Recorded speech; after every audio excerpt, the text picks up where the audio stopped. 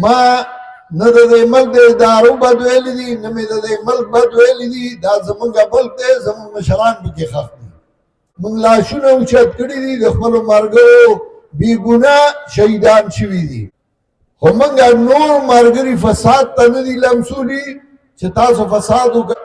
او زمونږ په وینو باندې امن راځي خیر دی موږ وینې وقف کړي دي سرکار ته موږ د مولانا مصباح الدین لاش اوچت کړی موږ د مولانا ولی الله لاش اوچت کړی دی موږ د مولانا سلطان غني عارف لاش اوچت کړی دی موږ د نور اوچت کړي دي د هغوی بچو ته ویلي چې خیر دی په ځان یې تېر کوي الله به د دې اجر درکوي موږ خپل تپوس کولی شو بیا به هم برداشت کوو او دا کوم اصول دي چې تاسو اف سی والا راولئ او زموږ په مدرسه کې کینوئ او هغه د هغې دپاره مورچه وګرځوئ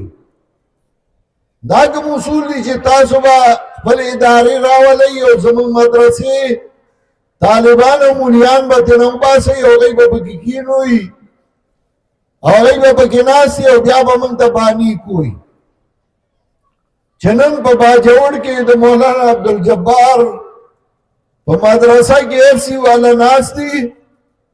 او څه چل په باجوړ کې امن راولو نه دې راوستی او نه به یې راولي خو مدرسه کې دې کینولي ولې حکومت کمزوره سکولونه جوړوي کالجونه جوړوي یونیورسټۍ جوړوي نو دی له دې هم ځای جوړ کړي دغه ځای کې که نه د مدرسې خوا کې چاپټۍ ونې وي که نه وادي لیتې نه او په هغې کې دې وله مورچه جوړه کړي مدرسه دی مورچه ده چې په مدرسه کې کینولي او موږ کله یو در نه ځو کله بل در نه ځو مینتونه کوو نن یې کوو سبا یې کوو زه دا اعلان کوم نن او ښه په کلاو غوږونو یې واورئ مولانا عبدالجبار یوازې نه دی چې د هغه مدرسه به ستاسو مورچه وي سکول والا چرته قبضه کوي مورچې والا جوړې کوي زه نن دا اعلان کوم د باجوړ ملګرو ته نن 4 تاریخ دی 9 تاریخ باندې جمعه راځي او د جمعې په ورځ باندې چې مونځ وکوي ټول باجوړ به تحصیل ته راوځئ او هلته به درنک وي او په سړک به تر هغې پورې ناستئ تر څو چې مدرسه نی کلاو شي کوی به لاس اوچت کوي بلکل به ټول ناستئ 2 ورځې به تاسو ناستئ او چې بیا کلاو نه کي نو 9 10 او په 11 تاریخ به د ډېر خلک ټول راوځئ او روډ به بند وي او کښېنئ به د 11 تاریخ نه او چې تر 11 کلاو نشي نو بیا به 12 او 13 په 13 تاریخ باندې سوات خلک به ټول راوځئ او روډ به بند وي او ټول به کښېنئ درنه به کوئ او بیا به دغسې 2 ورځې بعد ټول پاکستان کې ملګري راوځي او موږ به روډونه بندو زمونږ خوالې په کمزورتیا مه حمله وي زمونږ مدرسې هم بند کړي دي او کورونه بند کړي دي او مولانا عبدالجبار به کله یو ځای ته ځي او کله بل ځای ته ځي زه نن حکومت ته درخواست کوم خیر دی درخواست کوم چې د 9 تاریخ نه مخکې اف سی والاو له دې انتظام وکړي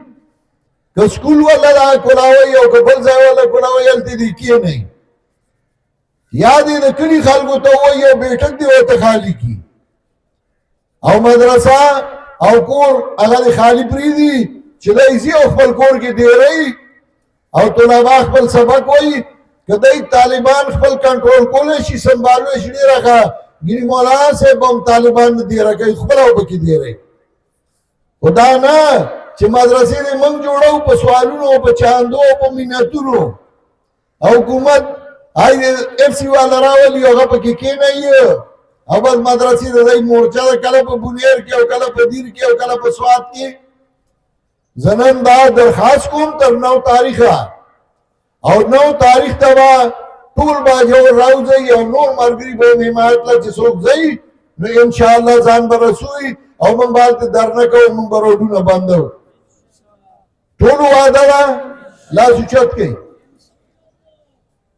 بس زه حکومت ته دا بیا درخواست کوم بیا یې کوم چې موږ ولې مجبوره کړو دا زموږ ملک دی موږ د دې ملک دپاره وینې ورکړي موږ د دې ملک دپاره کړاوونه کړي تکلیفونه هم برداشت کړي دا ملک ولې ورسکول کوي دا یو درخواست و چې زما زړه کې و نورې حربې موږ استعمال کړې په هغې ونه شوه نو اوس به موږ دا حربه استعمالوو بیا به بله یې او بیا به بله یې بیا به مخکې ګورو